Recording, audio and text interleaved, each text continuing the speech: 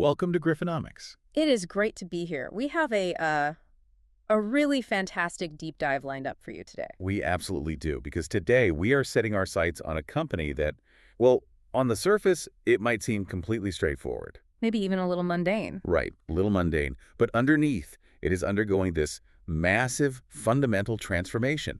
We are talking about Rollins, Inc., ticker symbol ROL. And we really brought the receipts for this one. We did. We've got a dense stack of sources today.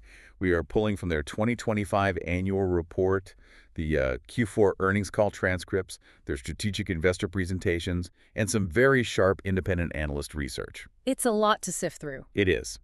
But our mission today is to build you a granular investigative report on exactly what is happening inside this business. Because we aren't just looking at a bug spraying operation here. No, not at all. We are unpacking its evolution, how it went from a collection of heavily siloed independent brands into a technology-driven, vertically integrated service powerhouse. It really is a compelling narrative to piece together. And just to frame the stakes for you right out of the gate, Rollins presents an almost puzzling paradox for the modern investor. Oh, so? Well, on one hand, you are looking at an elite, recession-resistant compounder. I mean, a company boasting 24 consecutive years of top-line revenue growth. That is staggering. It is. But on the other hand, its valuation is so premium, so absolutely dialed to perfection by the market, that even a minor localized weather event can trigger double-digit volatility in its stock price. It's a masterclass in that tension between business quality and market valuation. Exactly. Okay, let's unpack this. Because the very first thing you need to understand is that Rollins is not a monolithic brand. If you ask the average person on the street about pest control, they immediately think of Orkin. Sure, Orkin is the giant in the room. But Rollins is actually a parent holding company. They oversee dozens of premier brands operating in this space. We're talking about names like Home Team, Saela, Clark, Fox, Northwest Exterminating, and a bunch of others. Right. But wait, hold on. If they have all this scale, why keep the separate brands? Doesn't that just duplicate their overhead and marketing costs? That is the natural question to ask. But if we look at why that specific brand architecture matters, it comes down to building a formidable moat of scale while retaining local affinity. Local affinity. Yeah. Rollins operates over 800 locations across roughly 70 countries. By keeping these regional brands intact under the Rollins umbrella, they achieve something highly strategic. They get the best of both worlds. Exactly. They balance the deeply localized, generational consumer trust of a neighborhood brand with the multi-billion-dollar operational scale of a global enterprise. Because people trust the local exterminator who's been driving around their town for 30 years. Precisely. And from a risk perspective, this geographic and brand dispersion is a massive shield. It effectively eliminates the single point of failure risk you would have if you forced every single truck globally to be painted the exact same color. Under one corporate banner. I get that. I understand the geographic moat, but scale only protects you if the underlying product is actually sticky. Right. What exactly are these 800 locations selling that keeps customers locked in? What stops them from just price shopping every spring? Well, if you look at the services to dwelling sector, Rollins breaks its revenue down into three main service lines. Okay, break those down for us. First, you have standard pest control. This is your residential and commercial protection against everyday rodents and insects. Second is termite control. Which is a huge deal in certain parts of the country. Huge. This involves liquid treatments, baiting systems, and this is key, highly lucrative recurring monitoring and inspection services. And the third? The third bucket is ancillary services. This is their high-growth engine. It covers complementary work like commercial restroom cleaning, insulation installation, and moisture remediation in crawl spaces. Those ancillary services, especially when you combine them with the termite monitoring, that feels like the perfect bridge to understanding their financial resilience. It really is.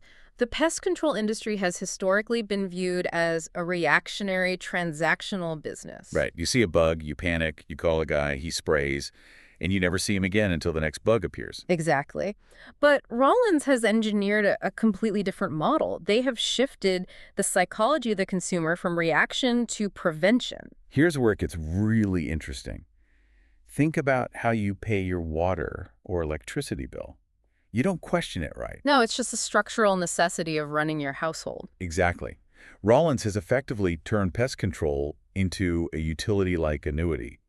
Roughly 75% of their total revenue is contracted and recurring. Meaning it comes from scheduled monthly or quarterly visits? Yes. And when you factor in those recurring ancillary services we just mentioned, what management strategically calls having 9 shots on goal per dwelling. 9 shots on goal. I love that phrasing. It's brilliant. When you add that in, that total sticky revenue pushes well past 80%.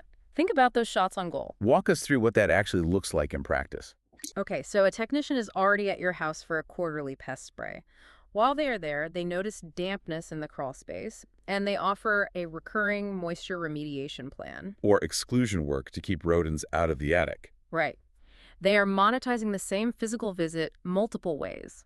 Only about 15% of their revenue is highly transactional or one-time. Like emergency wildlife trapping or a sudden bedbug removal. Exactly. That means before a new fiscal year even begins, Rollins already has deep visibility into the vast majority of the revenue they are going to generate. It's an exceptional baseline. But a baseline on a spreadsheet is only as good as the human beings executing it out in the field. And frankly, this industry involves some pretty grueling work. Oh, absolutely. Imagine getting hired in July, driving out to a property in Georgia, and being told to crawl under a damp, dark house with a flashlight to look for spiders and wood rot. Yeah, it makes complete sense why a new hire might just hand in their keys by lunchtime. It does. And the sources highlight this. Losing an employee in the first 90 days costs the company roughly $15,000 per hire. Which is massive. Massive. When you consider Rollins employs nearly 22,000 people, that turnover cost is a silent killer of profit margins. It is an immense hidden drain on resources, training, and operational efficiency. To combat this, Rollins launched a fundamental cultural shift internally. You're calling it the Rollins way, right? Yes, the Rollins way. For decades, these acquired brands operated in strict silos. Orkin didn't talk to Home Team didn't talk to Clark. They're almost treating each other as competitors. Basically.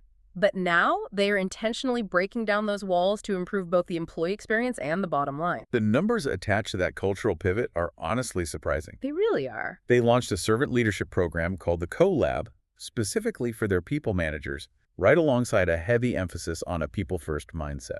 And what is fascinating here is how this cultural shift translates directly to the income statement. By simply training branch managers to be better leaders and focusing on retaining new teammates through those critical first 6 months. Making that miserable July crawl space job feel like part of an actual career path. Exactly. By doing that, Rollins estimated they saved between $5 million and $10 million in employee turnover costs in a single year. That is pure margin expansion driven entirely by company culture. And furthermore, breaking down those brand silos enables active cross-brand lead sharing. Oh, this is a huge point. Right. Historically, if an Orkin call center received a request for specialized wildlife removal, and Orkin didn't service that specific zip code, the lead was essentially dead. Revenue lost. But under the Rollins way. Under the Rollins way, that Orkin rep now funnels the wildlife call directly to a specialized sister brand under the Rollins umbrella.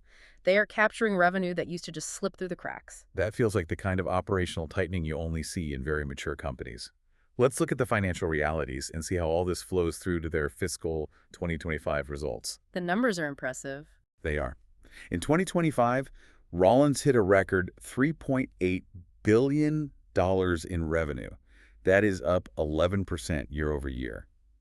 Let's just pause and appreciate that track record for a second. It's worth pausing for. That marks 24 consecutive years of top-line growth, 97 consecutive quarters of revenue going up.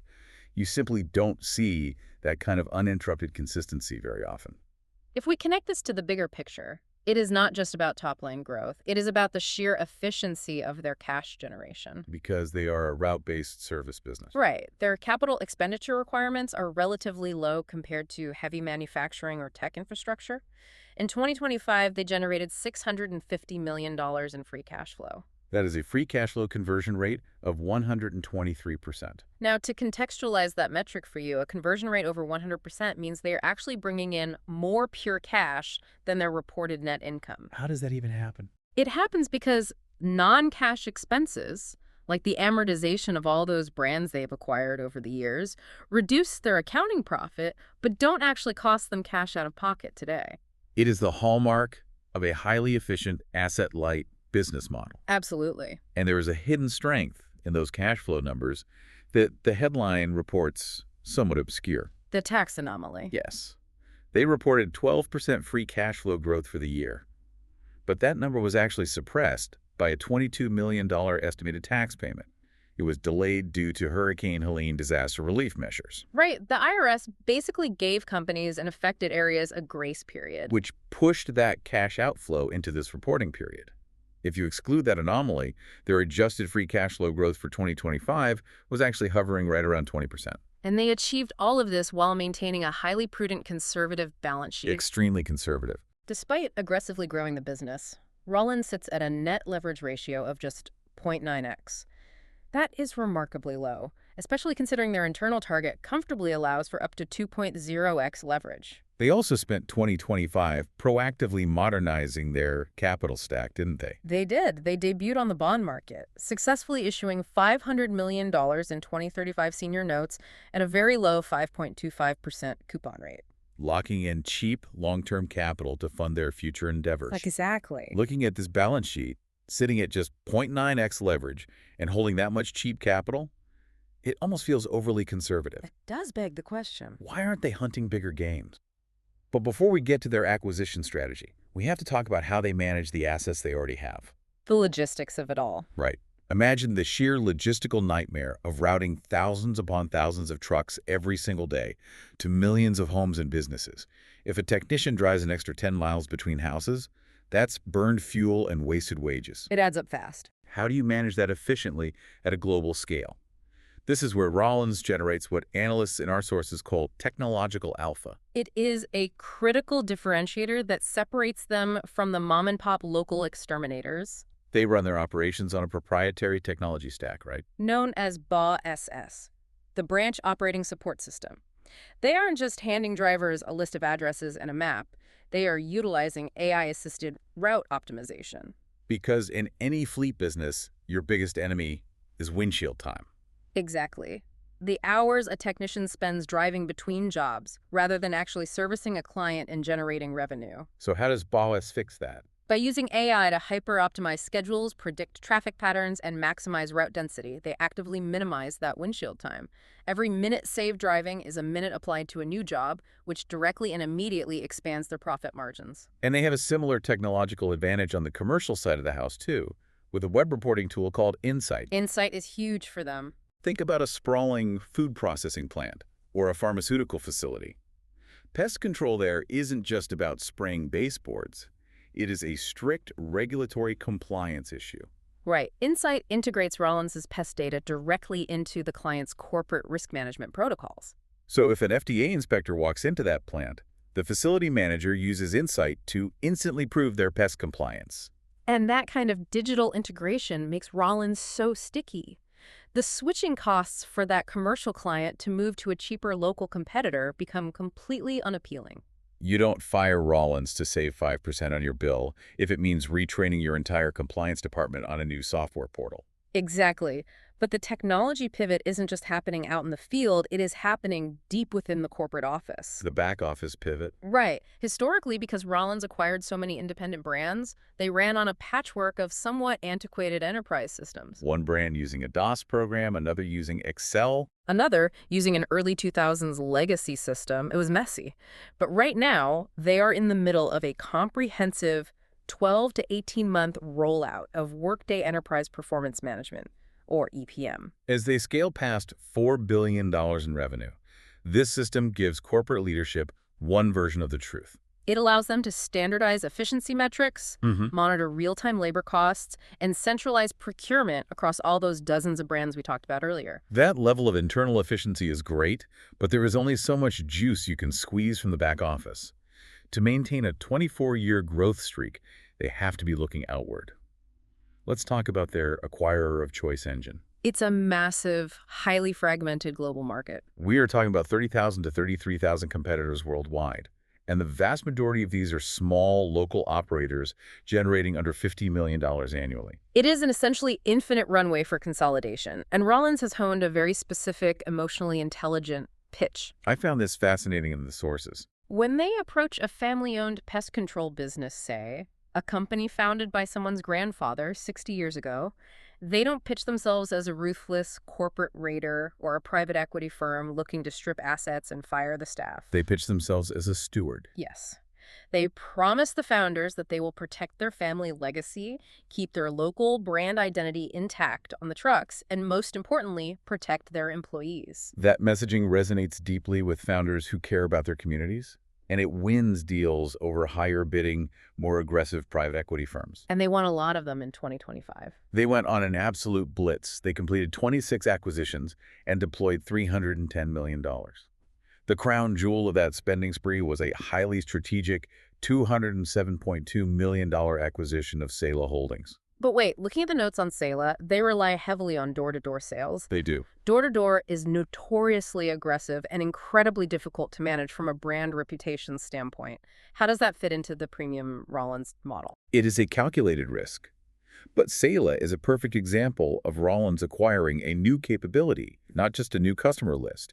They recognized they had a gap in aggressive, outbound customer acquisition. So Sela brought a highly refined door-to-door sales engine into the Rollins portfolio. Exactly. And despite the inherent management challenges of that sales model, the integration was a resounding success. The numbers reflect that. Sela wildly outperformed initial expectations, contributing nearly $55 million in revenue and $5 million in net earnings in 2025 alone. They absorbed the capability, refined the rough edges using Rollins compliance standards, and deployed it effectively.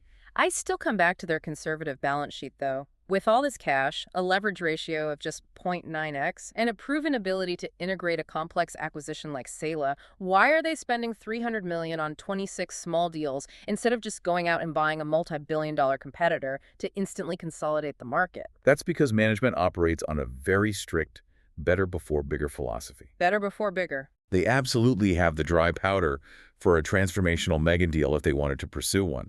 But they are being highly intentional, perhaps even cautious. They want to finish modernizing their internal M&A engine first. Yes, they want to successfully roll out that massive Workday EPM software and thoroughly solidify the Rollins Way culture across all existing branches. They want to ensure their internal infrastructure is absolutely flawless, so that when they do eventually swallow a massive multi-billion-dollar acquisition, they can digest it seamlessly without breaking their core operations. They are essentially reinforcing the foundation before adding another skyscraper on top of it. Makes sense. So what does this all mean?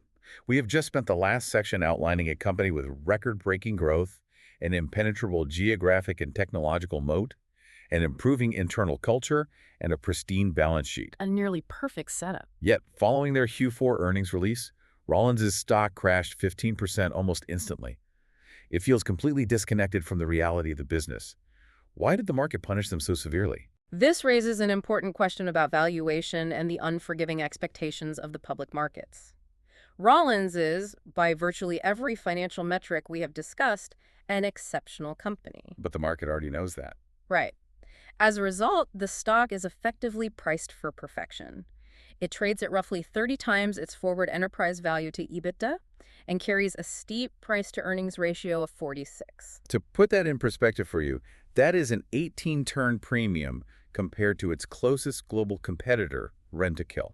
Meaning, if Rentokil is trading at a multiple of 12 times their earnings, investors are paying 30 times for Rollins. That is a vast chasm in valuation. When you are priced for perfection, perfection is exactly what Wall Street demands. And this brings us to the weather sensitivity trap. Because Q4 saw severe early winter storms, specifically the fallout and shifting weather patterns following Hurricane Helene. And we saw a distinct behavioral shift in their customers. Remember that 15% of their business that comes from one-time transactional services? Right. When winter storms hit early and hard, people simply are not calling for emergency wildlife removal or sudden outdoor pest infestations. Homeowners are worried about their roofs, not the bugs in their yard. Exactly. That specific transactional demand practically vanishes for the quarter. Because those one-time services carry very high profit margins, that drop in demand led to a minor, albeit noticeable, earnings miss. It's a completely understandable weather-driven blip that has nothing to do with their long-term moat. But because the stock had absolutely zero margin of safety built into its premium price tag, Wall Street took an axe to it. A tiny miss triggered a sharp 15% sell-off. Precisely. And that leads us to the final verdict on the stock right now. If you look at the consensus across the independent analysts in our stack of sources, the strategic outlook for Rollins is currently rated as a hold dig, or effectively a wait for dislocation. Meaning it's a stellar underlying company, but right now it's just a bad price. Exactly. It is universally recognized as a world-class, defensive, recession-resistant compounder. But at these elevated multiples, it is currently viewed as too expensive for deploying fresh capital. The consensus advice is that if you already own it, you keep it as a core foundational holding in your portfolio. You don't sell a great business just because it is highly valued. But if you are looking to initiate a new position, you need to be patient. You wait for broader macroeconomic dislocations. Or perhaps another weather-driven earnings freakout next winter to create a more attractive, grounded entry point. It is a classic lesson in separating the operational quality of the underlying business from the daily price in the stock. It really is. But before we wrap up today's deep dive, I want to leave you with a thought to mull over. Something that pushes far beyond the financial models and quarterly earnings reports we have discussed today. What are you thinking? Consider the ultimate biological risk to a company operating in this space: pest population resistance. Oh, that is interesting. Right. As climate change evolves and shifts global ecosystems, and as insects and rodents potentially develop biological resistance to the chemical treatments currently used across the industry, what happens to the market dynamics? That changes everything. Will Rollins's substantial ongoing investments in a highly tenured entomology department and their deeply funded partnerships with major research universities allow them to adapt and formulate new solutions faster than anyone else? Could they actually turn a global existential biological threat into their ultimate impenetrable competitive moat? Leaving their 30,000 smaller, underfunded competitors to simply die out because they can't afford the necessary research and development. It is a fascinating, almost sci-fi lens to view their long-term dominance through. It is a profound point to consider. In a long-term battle of biological adaptation, the company with the deepest pockets for scientific research and the most extensive field data usually wins. Absolutely. Risks defined, portfolio protected.